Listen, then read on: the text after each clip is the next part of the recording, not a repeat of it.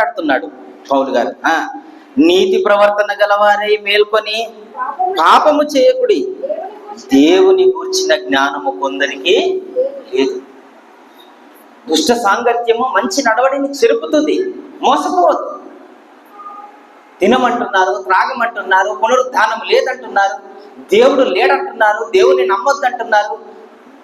దేవుణ్ణి నమ్మినటువంటి వారు అధైర్యహీనులవుతున్నారు, ధైర్యం కోల్పోతున్నారు. దేవుణ్ణి నమ్మేటువంటి వాడు ధైర్యహీనుడవుతున్నాడు. దేవుణ్ణి నమ్మనటువంటి వాడు ధైర్యంగా ఉంటున్నాడు అంటున్నారు ఈరోజు. అంటే ఏ వలలో ఈరోజు మనిషి పడిపోతున్నాడు, ఏ వలలో మోసపోతున్నాడు, ఏ వలలోనికి వెళ్ళి తన యొక్క ప్రమాదకరమైనటువంటి జీవితాన్ని పతనం చేసుకుంటున్నాడు.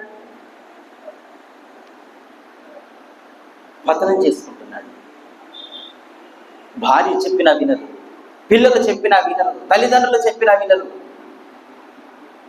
సమాజం చెప్పినా వినరు, గురువులు చెప్పినా వినరు, పెద్ద మనుషులు చెప్పినా కానీ వినరు. నష్టపోయేది ఎవరు? పతనమయ్యేది ఎవరు? చెడిపోయేది ఎవరు? అది దుష్ట సహవాసం అని చెప్పినప్పటికీ కూడా అదే సహవాసంలో నువ్వు కొనసాగుతున్నావు అంటే ఇక నీ మరణం తర్వాత నువ్వు ఎక్కడికి వెళ్ళబోతున్నావో తెలుసా? అజ్ఞానని పొరుగు చావనటువంటి చోటికి వెళ్ళబోతున్నావు. కాబట్టి దేవుడు తన యొక్క జీవగ్రంథము ద్వారా ఈ ప్రభు దినమున నీతో చెబుతున్నాడు, జాగ్రత్త, నువ్వు మేల్కోవాలి, పాపము చేయకుండా నువ్వు ఆగాలి. ఎందుకు అంటే ఇంత పతనము దిశగా నువ్వు అడుగులు వేస్తున్నావు అంటే నీకు దేవుని గురించినటువంటి జ్ఞానం నీకు లేదు. దేవుని గురించినటువంటి జ్ఞానం ఎవడికైతే కలిగి ఉంటుందో, ఎవడైతే కలిగి ఉంటాడో వాడు దేవుని సన్నిధిలో ఉంటాడు, దేవుని యొక్క ఆజ్ఞల ప్రకారం బ్రతుకుతాడు, దేవుని సన్నిధిని వెతుకుతాడు. దావీదు అంటాడు కదా, అయ్యా నేను నా జీవిత కాలం అంతయు నీ సన్నిధిలో నేను నివసింప కోరుచున్నాను. దుప్పి నీటి వాగుల కొరకు ఆశపడినట్లుగా అయ్యా నీ కొరకు నా ప్రాణము ఆశపడుతున్నాడు. ఈరోజు మనం దేని కొరకు ఆశపడుతున్నాం? దుష్ట సహవాసము కొరకు ఆశపడుతున్నాం కాదంటారా? దుష్ట ఆలోచనల కొరకు మన చేతులు దేన్ని వెతుకుతున్నాయి ఈరోజు? జాగ్రత్త, ఆలోచించాలి. ఇంకను మనం ముందుకు వెళ్ళినట్లయితే చెబుతున్నాడు 35వ వచనంలో నుండి కొన్ని వచనాలను మనం చూసినట్లయితే పునరుద్ధానమును గురించి ఏ విధంగా సాక్ష్యాధారాలతో నిరూపించడానికి సిద్ధపడ్డాడు పౌలు గారు. దేని గురించి? పునరుద్ధానమును గురించి. అయితే మృతులు ఎలాగు లేదురు? ఏమండి, ఈరోజు హేతువాదులు అడుగుతున్నటువంటి ప్రశ్న, ఏ విధంగా పౌలు గారు డిఫెన్స్ చేస్తున్నాడు చూడండి. మోసపోవద్దు, దుష్ట సహవాసము, దుష్ట సాంగత్యము మంచి నడవడిని చెరుపును నువ్వు మేల్కొనాలి అని చెబుతూ ప్రశ్నను లేవదీస్తున్నాడు పౌలు గారు. అయితే మృతులు ఎలాగు లేదురు? ఏ విధంగా లేస్తారు మృతులు? ఎంత బుద్ధిహీనమైనటువంటి మాట.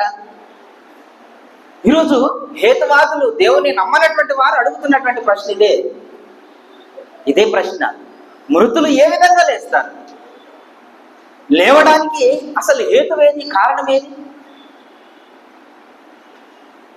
మరణించినటువంటి వాడు మరణ లేస్తాడా? లేచినటువంటి దాఖలు ఉన్నాయా అంటే చూపిస్తున్నాడు సాక్ష్యాధారాలతో పౌలు గారు. చనిపోయిన తర్వాత ఏ విధంగా బ్రతకగలుగుతుంది? ఏ విధంగా బ్రతుకుతుంది? ఒకవేళ ఈ దేహము పదార్థం అయితే పదార్థముల నుండి జీవము ఏ విధంగా ఉద్భవిస్తుంది?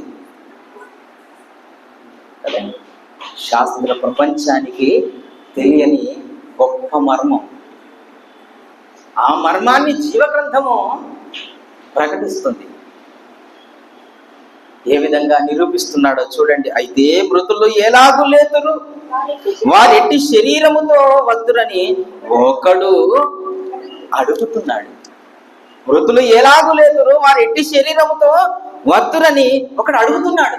ఒకడేంటి, ఎందరో అడుగుతున్నారు. మృతులు ఏ విధంగా బ్రతుకుతారు, ఏ విధంగా బ్రతికి జీవాన్ని పొందుకుంటారు? ఒకడు అడుగుతున్నాడు. ఆ అడిగేటువంటి వాణ్ణి పౌలు గారు ఏమంటున్నారో చూడండి. ఓ అవివేకి, నీవు విత్తినది చచ్చితేనే గాని బ్రతికింపబడదు కదా. ఏమంటున్నాడు? దుష్ట సహవాసము కలిగినటువంటి వాణ్ణి, దేవుని నమ్మనటువంటి వాణ్ణి, పునరుద్ధానమును నమ్మనటువంటి వాణ్ణి పౌలు గారు ఏమంటున్నారు? ఓ అవివేకి, ఓ జ్ఞానహీనుడా, జ్ఞానము లేనటువంటి వాడా, నీవు విత్తునది చచ్చితేనే గాని బ్రతికింపబడదు కదా. విత్తినది ఏమవుతుందట? ఏమవ్వాలట? చనిపోవాలి, చావాలి. చస్తే మళ్ళీ ఎట్లా బ్రతుకుతుంది అనేది ఈరోజు మానవ ప్రపంచం ముందున్నటువంటి ప్రశ్న. ఏ విధంగా నిరూపిస్తున్నాడు పౌలు గారు? వినిపిస్తున్నాడు చూడండి. నీవు విత్తురు దానిని చూడగా అది గోధుమ గింజ అయినను సరే, మరి ఏ గింజ అయినను సరే, వట్టి గింజనే విత్తుతున్నావు కదా. నువ్వు విత్తేదేంటి? గోధుమ గింజలు విత్తుతున్నావు, అనేక గింజలను నాటుతున్నావు. ఆ గింజలన్నీ కూడా ఏమవుతున్నాయి? నాటిన తర్వాత చచ్చిపోతున్నాయి. చచ్చిపోయిన తర్వాత మరలా ఏ విధంగా బ్రతుకుతున్నాయి నీకు తెలుసా? నువ్వు తింటున్నావు ఆహారాన్ని, నువ్వు ఆహారముగా తినడానికి నీ ముందుకు వస్తుందంటే ఎన్నో గింజలు చచ్చిపోతున్నాయి, చచ్చి మరలా బ్రతుకుతున్నాయి. నీ కళ్ళ ముందు ఉన్నాయి కదా, ఆ చర్యను నువ్వు చూస్తున్నావు కదా. చచ్చిన గింజలు మరలా బ్రతుకుతున్నాయంటే నీవు మరలా బ్రతకవా? నీవు మరలా బ్రతకవా? అదే చెబుతున్నాడు. వట్టి గింజలే విత్తుతున్నావు కానీ పుట్టబోవు శరీరమును నీవు విత్తట్లేదు. పుట్టబోయేటువంటి శరీరాన్ని నువ్వు విత్తుతున్నావా? లేదు. నువ్వేం విత్తుతున్నావు? వట్టి గింజనే విత్తుతున్నావు. ఆ గింజలో నుండి ఎన్ని కాయలు, ఎంత కాండము, ఎన్ని ఆకులు, ఆ చెట్టుకు, ఆ వృక్షానికి ఎంత శరీరము. ఆ శరీరం అంతటిని, ఆ కాయలను, ఆ పిందలను, ఆ పూతలను నువ్వు నాటావా? లేదు. కేవలము ఒకే ఒక్క గింజను నువ్వు నాటావు. అది చచ్చిన తర్వాత మరలా అది బ్రతికిస్తున్నది ఎవరు? దేవుడు. బ్రతికిస్తున్నది దేవుడు అనేటువంటి సత్యాన్ని నువ్వు తెలుసుకోవాలి. అయితే తన చిత్త ప్రకారము నీవు విత్తిన దానికి శరీరము ఇచ్చును, మరియు ప్రతి విత్తనమునకు దాని శరీరమును దేవుడిస్తున్నాడు. ప్రతిదానికి దాని శరీరమును ఇస్తున్నాడు. అదే విధంగా దేవుడు నీకు, నాకు, మనందరికీ కూడా శరీరాన్ని ఇచ్చాడు. ఇచ్చినటువంటి ఈ శరీరము, ఈ యొక్క ఆత్మ దేని కొరకు నీవు పని చేయాలి? దేని కొరకు పని చేయాలి? అదే చెప్తున్నాడు పౌలు. ఇక కొనసాగింపుగా 30వ వచనం నుంచి 41వ వచనం వరకు మాట్లాడాడు. ఇప్పుడు త్వరగా మనము 42వ వచనమును చూసుకుందాం. నేరుగా వెళదాం. మృతుల పునరుద్ధానమును అలాగే. గోధుమ గింజ అయినను సరే, మరి ఏ గింజ అయినను సరే, అది చచ్చుతుంది, చనిపోతుంది. చనిపోయి మరలా బ్రతుకుతుంది, మరలా బ్రతుకుతుంది. ఆ విధంగానే మృతుల పునరుద్ధానమును అలాగే శరీరము అక్షయమైనదిగా విత్తబడి. ఏది విత్తబడుతుందట? శరీరము క్షయమైనదిగా విత్తబడి అక్షయమైనదిగా లేపబడును. ఘనహీనమైనదిగా విత్తబడి మహిమ గలదిగా లేపబడును. బలహీనమైనదిగా విత్తబడి బలమైనదిగా లేపబడును. ప్రకృతి సంబంధమైన శరీరముగా విత్తబడి ఆత్మ సంబంధమైన శరీరముగా లేపబడును. ప్రకృతి సంబంధమైన శరీరం ఉన్నది గనక ఆత్మ సంబంధమైన శరీరం కూడా ఉన్నది. ఎంత సుదీర్ఘమైనటువంటి వివరణ ఇచ్చారు పౌలు గారు. ఏమండి, మృతుల పునరుద్ధానమును అలాగే శరీరము క్షయమైనదిగా విత్తబడాలి, అక్షయమైనదిగా లేపబడుతుంది. బలహీనమైనదిగా విత్తబడి బలమైనదిగా లేపబడుతుంది. దానికి నిదర్శనము, నిరూపణ నీ కళ్ళ ముందే, మన కళ్ళ ముందే దేవుడు పెట్టాడు.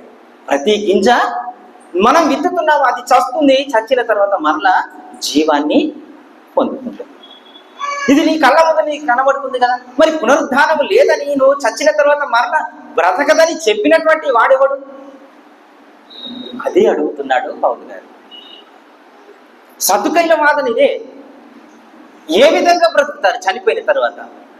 మనిషికి మరో జన్మ ఉన్నదా అని వారు ప్రశ్న లేవదీశారు, వాదన వినిపించారు. పౌలు గారు సాక్ష్యాధారాలతో కూడా నిరూపిస్తున్నాడు.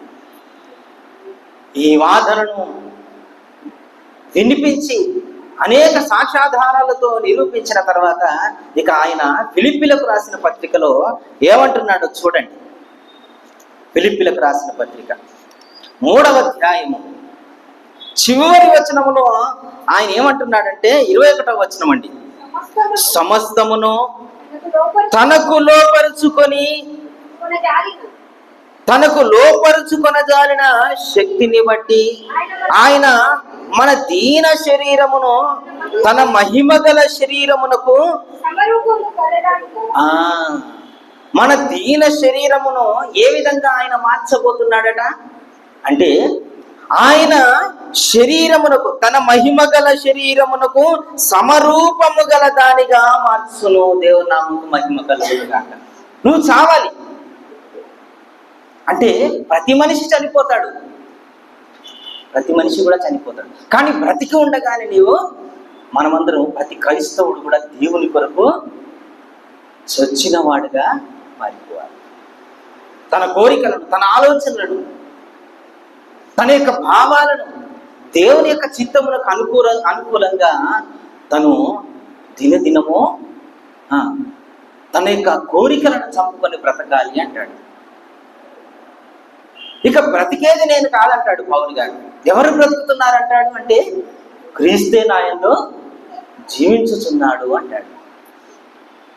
ఎప్పుడైతే ఒక వ్యక్తి ఆ విధంగా దేవుని కొరకు తన యొక్క ఆలోచనలను, తన యొక్క భావాలను, తన యొక్క ఉద్దేశాలను పణంగా పెట్టి ఆయన బ్రతుకుతూ ఉంటాడు, ప్రతి అడుగు వేస్తుంటాడు.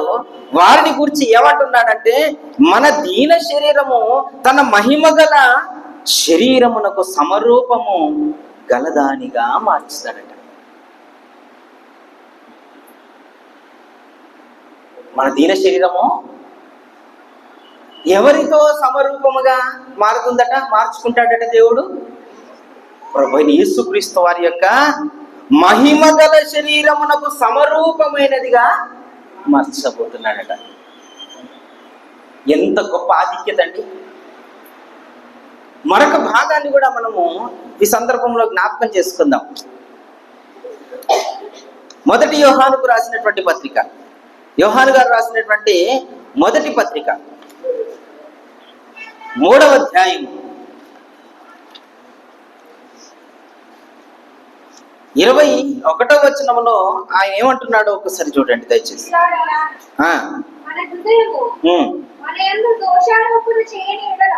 మన యందు దోషారోపణ చేయని ఎడల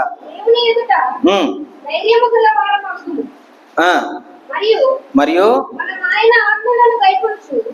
క్షమించాలి. 2వ వచనం, ప్రియులారా ఇప్పుడు మనము దేవుని పిల్లమై ఉన్నాము, మనమిక ఏమవుతామో అది ఇంకా ప్రత్యక్షపరచబడలేదు, కానీ ఆయన ప్రత్యక్షమైనప్పుడు ఆయన ఉన్నట్లుగానే ఆయనను చూతుము కనుక ఆయనను పోలియుందుము. మనం ఏ విధంగా ఉంటామట? ఆయన శరీరము, తన మహిమగల శరీరమునకు సమరూపముగా మారేటువంటి మనం ఏ విధంగా ఉండబోతున్నామట? ఆయనను పోలి మనం ఉండబోతున్నామట. ఎంత గొప్ప లోతైనటువంటి విషయాలు అపోస్తలులు తెలియజేస్తున్నారండి. ఆయనను పోలి మనం ఉండబోతున్నాం మన మరణం తర్వాత. అయితే మరి ఇప్పుడు ఏం చేయాలి? ఈ సంవత్సరమునకు ఒక్కసారి జరిగేటువంటి గుడ్ ఫ్రైడే, ఈస్టరు, క్రిస్మస్లు సంవత్సరములకు ఒకసారి చేసుకుంటూ వెళ్ళినట్లయితే ఆయనకు సమరూపమైనటువంటి స్వరూపంలోనికి మనం మారుతామా? లేదు. ఎవరైతే ఆయన యొక్క చిత్తమును బట్టి బ్రతుకుతారో వారే ఆయన శరీరమునకు, మహిమ శరీరమునకు సమరూపమైనటువంటి శరీరముగా మార్చబడి ఆయనను పోలి మనం ఉండబోతున్నాం. ఈ విషయాన్ని పౌలు గారు గుర్తించారు. ఈ విషయాన్ని పౌలు గారు గ్రహించి ఇక ఆయన ఏ విధంగా తపన పడుతున్నాడో మనం చూడాలి. యెహెజ్కేలు గ్రంథంలో యెహెజ్కేలుతో దేవుడు అంటాడు, యెహెజ్కేలు నరపుత్రుడా, నీకేం కనిపిస్తుంది? అయ్యా, పెద్ద లోయ కనబడుతుంది. ఆ లోయలో ఏమున్నాయి? అన్ని ఎండిన ఎముకలు ఉన్నాయి ప్రభువా. అయితే ఆ ఎముకలు బ్రతకగలవా అంటాడు. నరపుత్రుడా, ఆ ఎముకలు బ్రతకగలవా? 37వ అధ్యాయంలో ఉంటుంది, చూస్తాం మనం.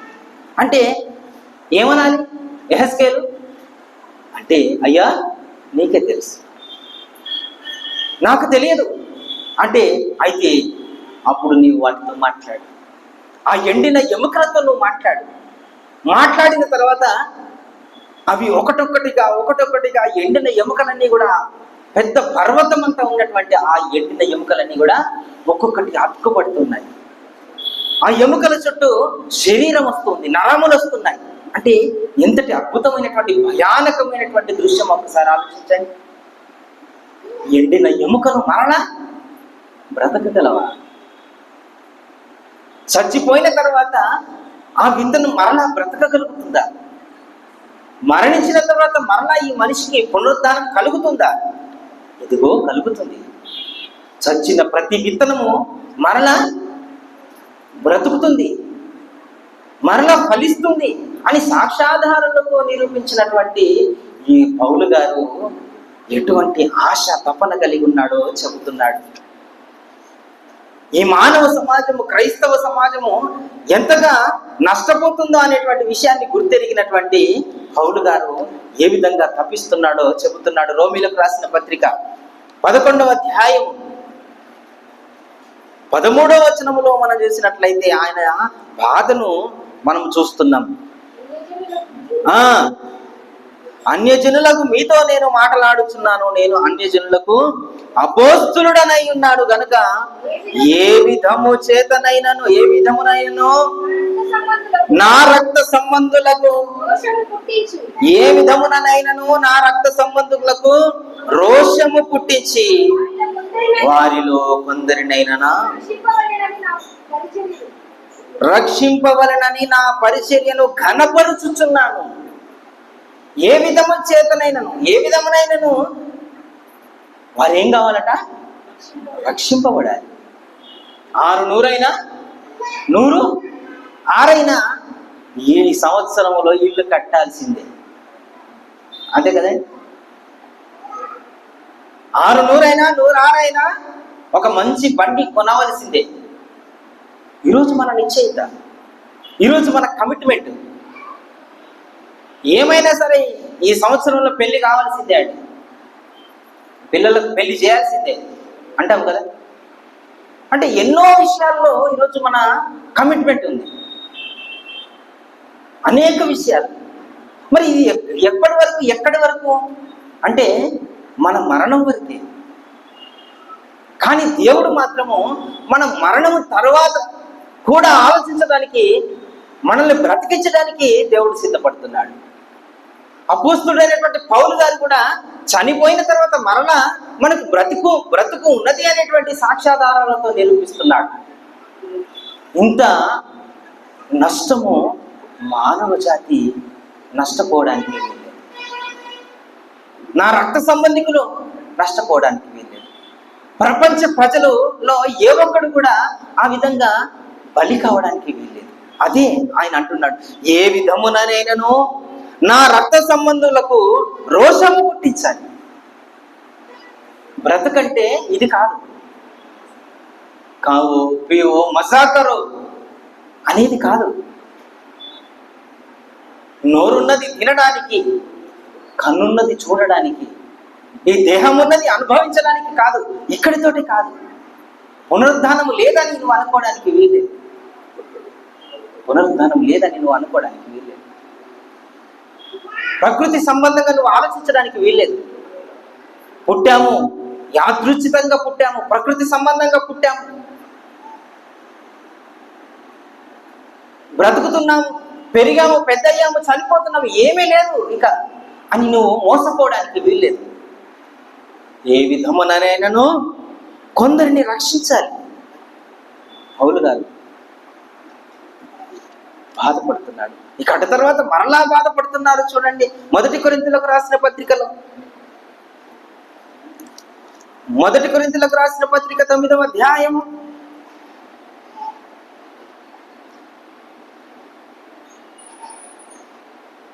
22వ వచనం నుండి మనం చూసినట్లయితే 2వ భాగములో ఆయన చెబుతున్నాడు, ఏ విధము చేతనైనను కొందరిని రక్షించాలి.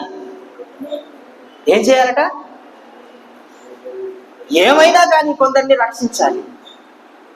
ఆ రక్షించే క్రమంలో ఆయన ఏ విధంగా మారిపోయాడట అంటే చెబుతున్నాడు, 19వ వచనం నుంచి చెబుతున్నాడు, నేను అందరి విషయంలో స్వతంత్రుడనయ్యున్నను, ఎక్కువ మందిని సంపాదించుకొనుటకు అందరికి నన్ను నేనే దాసునిగా చేసుకుంటుని.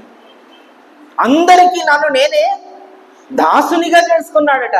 బలహీనులకు బలహీనుడుగా మారిపోయాడట, బలవంతులకు బలవంతుడిగా మారిపోయాడట, ధర్మశాస్త్రము కలిగినటువంటి వారికి ధర్మశాస్త్రము కలిగినటువంటి వాడిగా మారిపోయాడట, ధర్మశాస్త్రము లేనటువంటి వారికి ధర్మశాస్త్రము లేనటువంటి వాడిగా. అంటే ఎటువంటి కమిట్మెంట్, ఎంత గొప్ప నిశ్చయిత పౌలు గారిది. ఎందుకు ఆ గొప్ప నిశ్చయిత అంటే ప్రతి ఒక్క మనిషి మరణించిన తర్వాత మరలా బ్రతకాలి, పునరుద్ధారణలు కావాలి. పునరుద్ధానము లేదని చెప్పేటువంటి సద్దుకైల యొక్క వాదన తప్పు. అది ఎంత మాత్రం కూడా వాస్తవము లేదు. వారు ప్రకృతి సంబంధంగా ఆలోచిస్తున్నారు. సత్యాన్ని తెలుసుకున్నటువంటి పౌలు గారి యొక్క తపన చూడండి. ఈరోజు మన బాధ, మన ఆలోచన, మన అభిప్రాయాలు ఎవరి గోల వారిదే. పేరు కోసం ఒకడు, డబ్బు కోసం ఒకడు, పదవి కోసం మరొకడు, ఏమండి అందం కోసం మరొకరు, దేహదారుఢ్యం కొరకు ఒకడు, ఉద్యోగం కొరకు ఒకడు, కుటుంబం కొరకు మరొకడు. మరి పౌలు గారికి కుటుంబం లేదా? పౌలు గారికి అధికారం లేదా? పౌలు గారికి పేరు లేదా? అవన్నిటిని కూడా ఏం చేశాడట?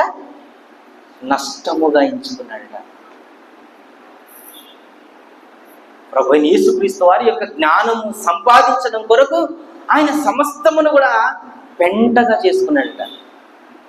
ఆ జ్ఞానము సంపాదించిన తర్వాత పౌలు గారు ఏ విధంగా బ్రతుకుతున్నాడు అంటే బలహీనులకు బలహీనుడుగా మారిపోయి అందరికీ అన్ని విధాలుగా అనుకూలంగా ఉండడానికి సిద్ధపడ్డాడు. దేని కొరకు అంటే బ్రతికించడానికి కొరకు, మరణించిన తర్వాత పునరుద్ధానం ఉన్నదని చెప్పడం కొరకు. ఏ విధముననైనను నా దేహ సంబంధులైనటువంటి ఇశ్రాయేలీయుల కొరకు నేను శాపగ్రస్తమైపోయినా పర్వాలేదు. శాపగ్రస్తమైన అంటే ఏ విధంగా ఆలోచిస్తున్నాడు పౌలు గారు?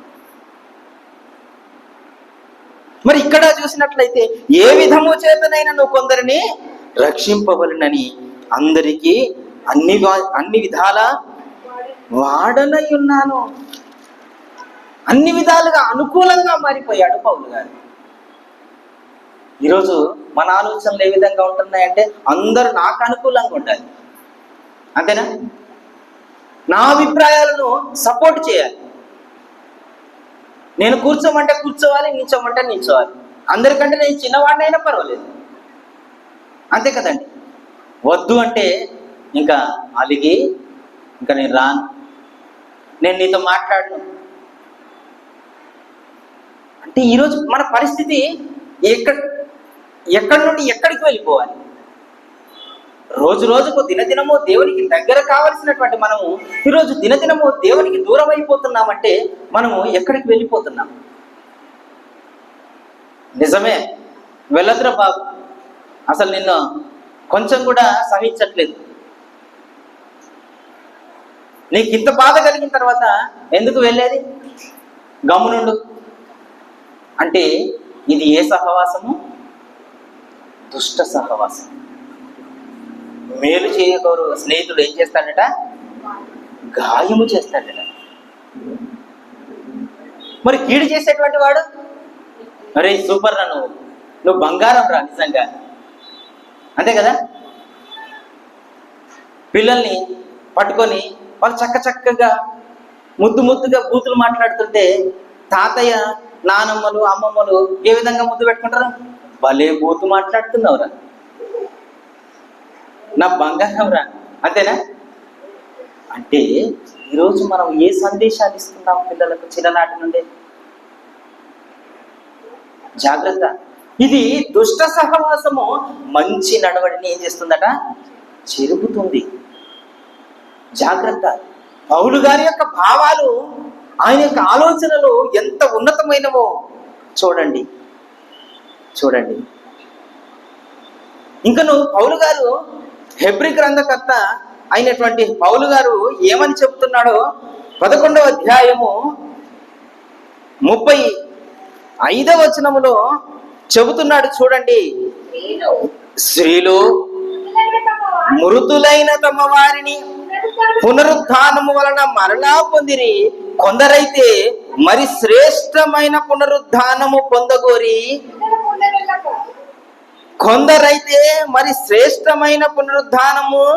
పొందగోరి విడుదల పొందనొల్లక యాతన పెట్టబడిరి. వారు ఏమని ఆలోచించారట?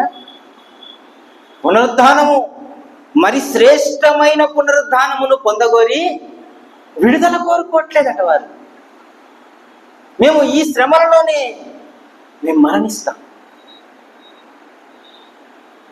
ఈ బాధల్లోనే మేము మరణిస్తాం, దేవుని కొరకు మరణిస్తాం, యాతన పెట్టబడి. అదే చూడండి, కొందరైతే మరి శ్రేష్టమైన పునరుద్ధానమును పొందగోరి విడుదల పొందనొల్లక యాతన పెట్టబడి.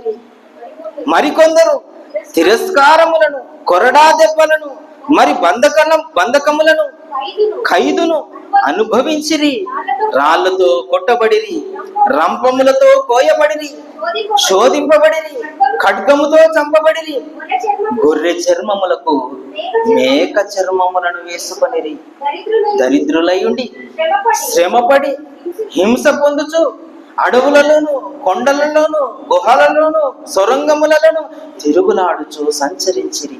అట్టి వారికి ఈ లోకము యోగ్యమైనది కాదు. మరి ఆ బంధకములలోనే ఉండడానికి సిద్ధపడ్డారట. దేని కొరకు? మరి శ్రేష్టమైన అంటే వీరందరూ కూడా పునరుద్ధానం ఉన్నదని నమ్ముతున్నారా, లేదని నమ్ముతున్నారా? ఉన్నదని నమ్మి ఎటువంటి త్యాగానికైనా, ఎటువంటి శిరచ్ఛేదనమునకైనా, ఎటువంటి హింసలకైనా కానీ ఇష్టపడి వెళ్ళారు.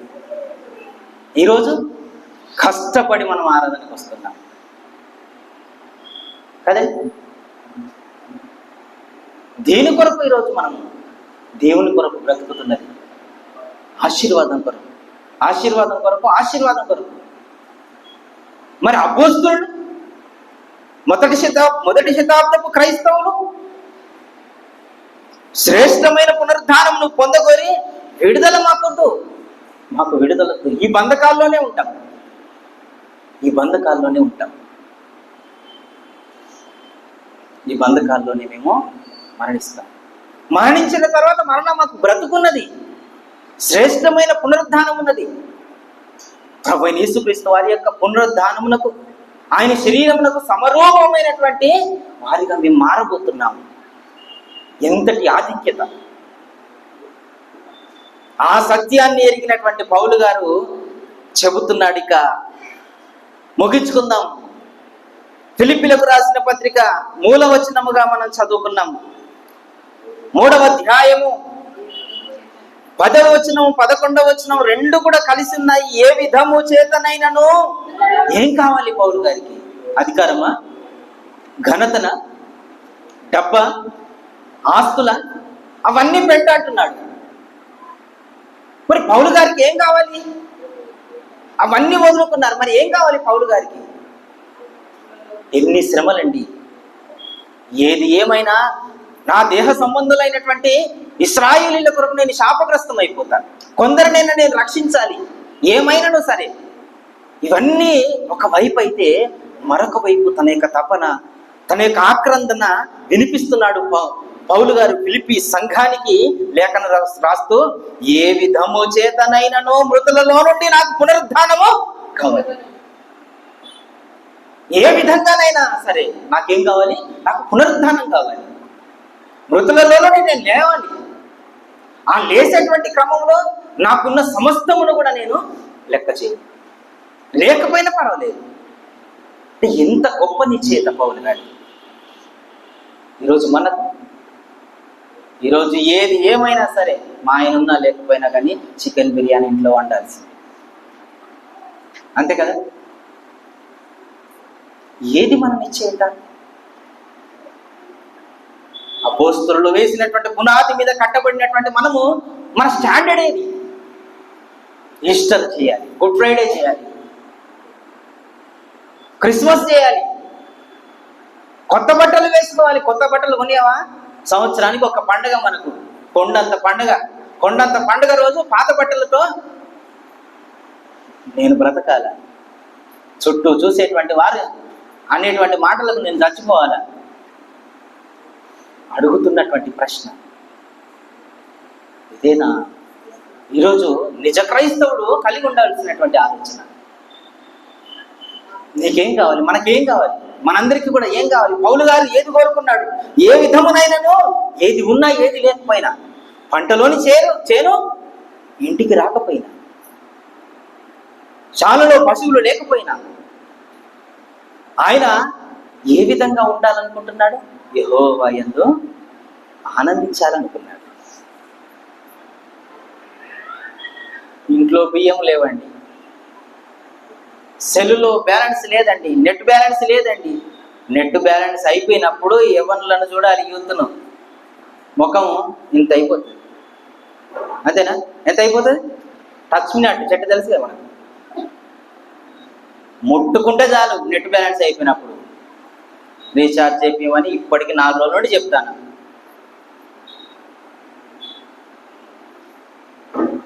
అవసరమైతే మరి అన్నారో తెలియదు కానీ అనే ఉంటారు కూడా, ఎందుకు అన్నావు డాడీ నన్ను అని కూడా అనేటువంటి మాటలు.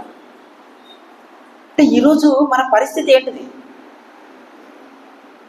మన క్రైస్తవులు లోకానికి వేరైపోయి బ్రతుకుతున్నటువంటి వారు, ప్రపంచానికి మార్గదర్శకులుగా ఉండాల్సినటువంటి మనం, పౌలు గారు ఏ విధము చేతనైనను మృతులలో నుండి నాకు పునరుద్ధానం కావాలి. బ్రతికిన తర్వాత, మరణించిన తర్వాత, ఆయన కొరకు బ్రతికి మరణించిన తర్వాత నాకేం కావాలి? పునరుద్ధానం కావాలి. ఇది ఎక్కడి వరకు? ఈ బ్రతక ఎక్కడి వరకు? అధిక బలం ఉన్న ఎడల 70 సంవత్సరాలు, 80 సంవత్సరాలు. అటు తర్వాత మనల్ని ధనవంతులను చేయడానికైనా ప్రభువైన యేసుక్రీస్తు వారు తనను తాను తగ్గించుకొని రిక్తులుగా చేసుకొని దాసుని స్వరూపం ధరించి వచ్చింది. ఈ ప్రకృతి సంబంధమైనటువంటి శరీరమును సుఖపెట్టడానికేనా? అంత మాత్రమేనా? కాదు. ఈ శరీరమును విడిచిపెట్టిన తర్వాత మరలా మనకు పునరుద్ధానం కావాలి.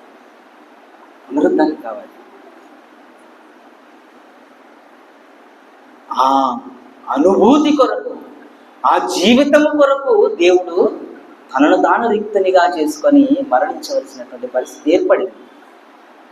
ఆ సత్యాన్ని ఎరిగినటువంటి పౌలు గారు అంటున్నారు ఏమని? ఏ విధము చేతనైనను నాకు మృతులలో నుండి పునరుద్ధానం కావాలి. ఈరోజు నీకు మనందరికీ కూడా కావాల్సింది అదే. సంవత్సరానికి ఒకసారి ఈస్టర్ రోజున జ్ఞాపకం చేసుకొని, ఆయన పునరుద్ధానంలో జ్ఞాపకం చేసుకొని, కొండ మీదకి ఎక్కి కొత్త బట్టలు వేసుకొని, ఏమండి, స్పెషల్ భోజనమును సిద్ధపరచుకొని తింటే అది ఏమాత్రం కూడా ప్రయోజనకరము సంపూర్ణమైనది కాదు. అది అసంపూర్ణమైనది. భోజనం ఉన్నా లేకపోయినా మనందరికీ కావాల్సింది పునరుద్ధానం.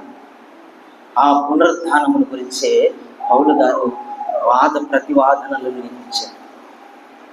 ఇన్ని పత్రికలు రాయవలసినటువంటి పరిస్థితి ఏర్పడింది. 14 పత్రికలు సుమారుగా పౌలు గారు రాయవలసిన పరిస్థితి ఏర్పడింది.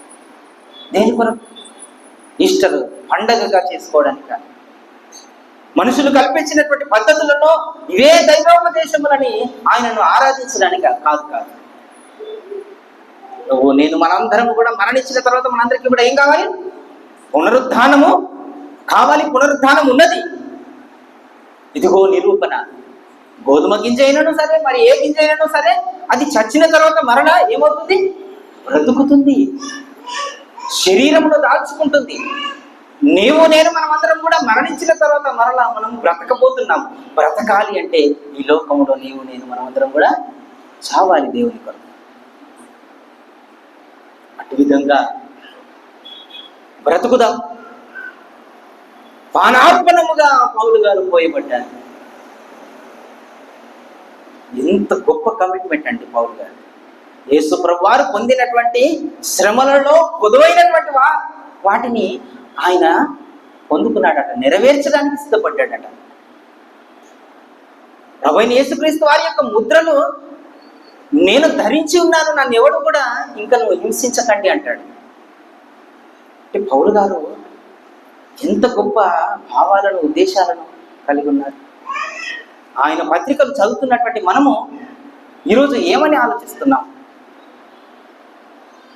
జాగ్రత్త, ఎక్కడ మనం తప్పిపోయాం, ఎక్కడ దుష్టునికి మనము వాడి ఆలోచనకు మనము చేయి కలిపాం. అది అంటున్నాడు, ఓ అవివేకి అంటాడు కదండి. అవివేకి, దుష్ట సహవాసము మంచి నడవడిని చెరుపుతుంది, జాగ్రత్త.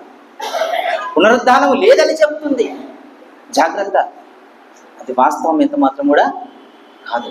మనమందరము కూడా ఏ విధము చేతనైనను మృతులలో నుండి మనందరికీ కూడా పునరుద్ధానము కావాలి. అటువంటి క్రమంలో మనము ఎటువంటి త్యాగపూరితమైనటువంటి జీవితము జీవించడానికైనా సిద్ధపాటు కలిగి ఉందాం. మన పరిస్థితులను, మన దేహాలను, మన కుటుంబాలను దేవునికి సమర్పించుదాం. అటువంటి మహాకృపను దేవుడు మనందరికీ కూడా అనుగ్రహించును గాక.